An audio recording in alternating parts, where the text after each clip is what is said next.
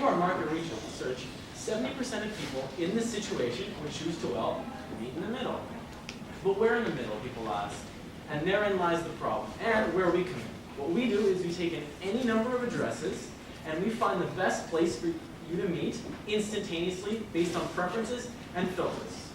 Now, what makes us different between everybody else who's doing this is that we have variability on this party size from any number, our variability on the filters and preferences, and seamless integration. Good afternoon, ladies and gentlemen. We are the team from Proximeet, and our names are Vish, Betty, Amanda, Catherine.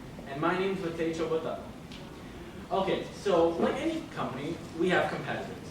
However, our competitors are not B2B like we are, and are not very well established. Also, our competitors are going after the end consumer. And as we know, you need to educate the end consumer about your product, which can be very time-consuming and expensive. We circumvent this by going after big businesses with already established user bases. Now also, because we're going after the business, our service will be integrated into their service, which means it'll be instantaneous. There will be no hassle at all for the end consumer. Whilst our competitors, their websites are actually independent and the consumer has to go out and access them. So our business model is a B2B business. So we aim for licensing deals with companies with established clientele. So we're in-person meetings and interactions to facilitate sales. These companies include dating websites, online classified advertising services, and online mapping services. We make each interaction in person easier, faster, and more efficient, and with more deals are closed. For each company we work for, we take a percent of the profits they make. To reach out to these companies, we will go directly to their headquarters. And as well, and once a company has our service, they will have a competitive edge, in which other companies will try to reach out to us to gain that edge as well. So the company was established by the Junior Economic Club of Canada when we competed at the Bay Street Boot Camp. From then, we went on to compete at Y2 for Youth Entrepreneurship, which out of 52 teams, we were the winner. From November 2015 to May 2016, we were able to utilize the mentorship and the connections that we got at Y2, where we spoke with lawyers, where we spoke with people with consulting firms, where we spoke with people who have experience with software engineering on how to make your business better, as well as they introduce data monetization. So going off on this data monetization, we decided to reach out to several people in the industry, including the Vice President of Review Cloud, which also does data monetization, as well as the CTO of Pathway Communications. From that experience, we were able to go and compete at Make Your Pitch, which out of 204 video submissions, 20 finalists in all of the province, we won. Finally, we are now honored to be presenting at this stage. So, after the first year of operations, we'll be opening up two more streams of revenue generation. The first one being data monetization, and the second one being sponsorship. So businesses nowadays not only want to know who their customers are, but how they think, why they think that, and so on and so forth. Our company would be able to provide that data to these companies starting from the second year onwards. Our second revenue stream would be sponsorship. So how they work exactly will be explained when I demonstrate the prototype, but they would generate income for us as it allows the client to be featured higher up in the search results, giving them the advantage over their competitors. Alright, so what we're going to be going after is trading sites at Kijiji, dating sites, and later on Google Maps. Kijiji has 80 million listings every year. Even if 10% of those are closed, that's 88 million potential meetups that Proximeet can help facilitate. Also, with hundreds of classified advertising sites, 2,500 dating websites in the US, and over 8,000 in the entire world, each with their own user base, there will never be a shortage of market for Proximeet. And so in the very end, we want to be able to integrate our service as an actual tab onto Google Maps because of the fact that Google Maps has a really big user base. And so even if in 1 month we have 1 billion users use Google Maps, and we have 10% of those users, we will have over 100 million users use our service. Financials.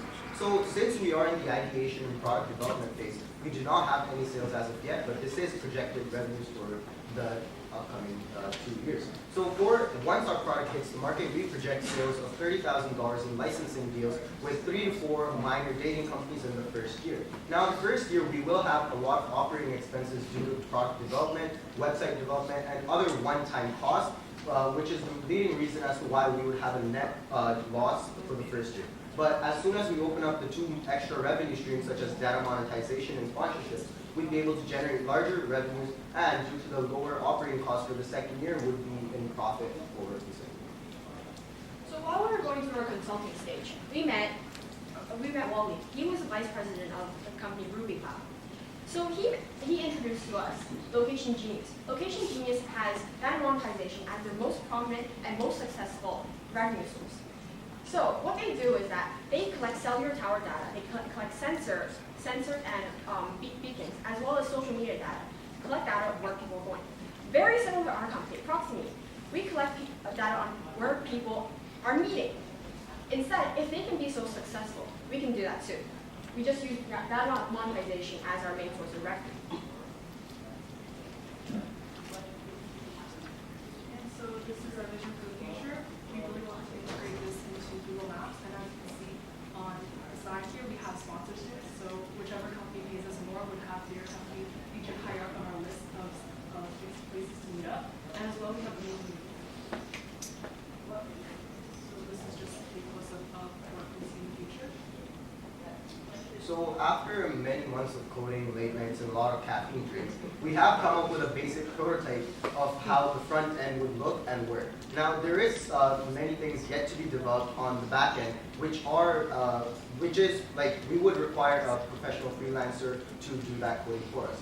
So if we could go to the next slide, it basically has a short video clip of how exactly this product would work. So the meeting planner and journey planner are basically the same exact coding, but it's just worded differently to cater to a larger variety of people. So let's say that I live in Mississauga and my friend is living in Brampton, and we want to get together for a food and drink sort of venue. As soon as I enter that and press submit, it will take me to this second screen. First and foremost, it will find the exact halfway point, and around that, it will find potential places that we can meet up. For example, if I zoom in and click on Hero Burgers, it will give me all the information as to the address, the contact information, and so on and so forth. Now, if that's not something that would interest us, I can click on another option, like Pizza and Grill. Now, if they had paid us for sponsorship money, they would have been featured higher up in the results, and they would have special resources that the others would not. Now, at the bottom, it also shows us many different pieces of data that can be used to change how exactly everything is calculated. Now, if we have more types of preferences for venues, we can select that. Let's say fun and family and shopping.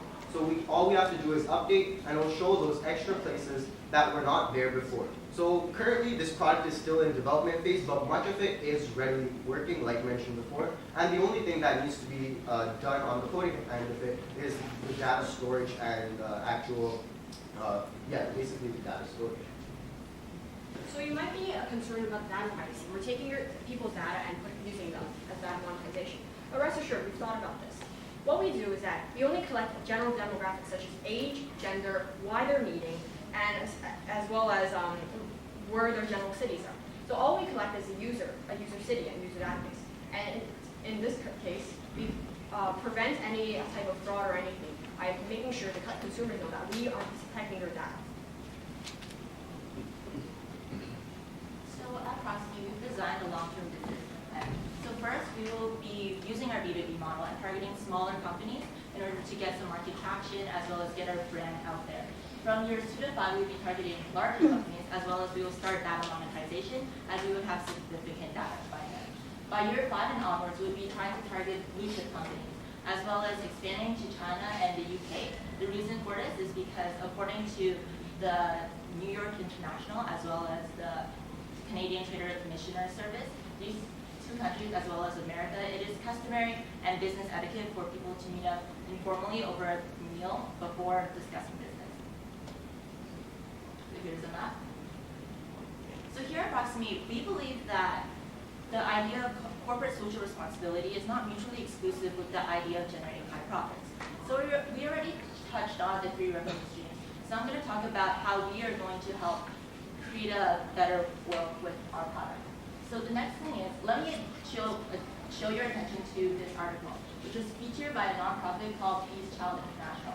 Essentially, the article is saying that in cities in Africa, there are abundant of youth, but they're not getting a voice in urban planning, as well as the urban planners are very detached with what the citizens actually need.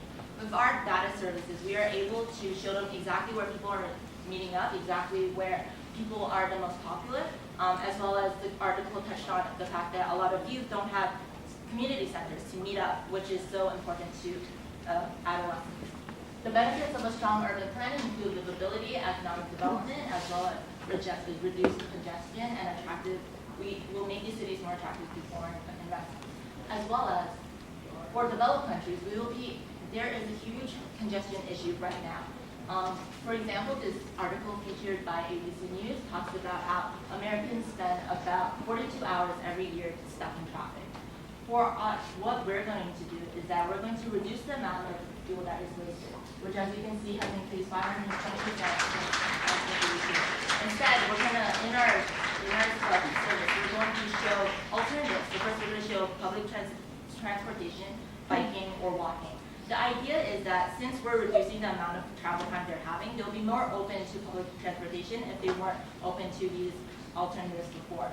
As well as if they do choose on driving, we will show them the optimal drive to reduce the amount of time that they're spending wasting sitting in traffic. This leads to more efficient planning, and in the future, we do want to work with business organizations to set up branches exactly where it is most needed, as well as the government. And we have already taken steps. For example, next week, we're going to be meeting up with the Ontario Minister of Research and Innovation, where he also shares with us the idea that we should make sustainable practices. So from moving forward, we already secured $3,000 in funding from the Ontario government and we're going to use this during the summer company program to launch the app, as well as going to be continuing with the development afterwards. I will be going to college, so I will be going to Yale NUS, which is a newer college that was founded by Yale and the National University of Singapore, where we'll be using the Yale Alumni Network, as well as the various amounts of study abroad programs featured to foster entrepreneurship in Singapore in order to bring Proximeet even further, as well as gain personal skills. And I'll be going over to Waterloo this week to learn about self-enrichment, metacognition, and all these self-sufficient skills, which as our company gets larger and larger, will be helpful in making our employees more self-sufficient and much more efficient, which will help keep the company together. Proximeet, your way, my way. How about midway?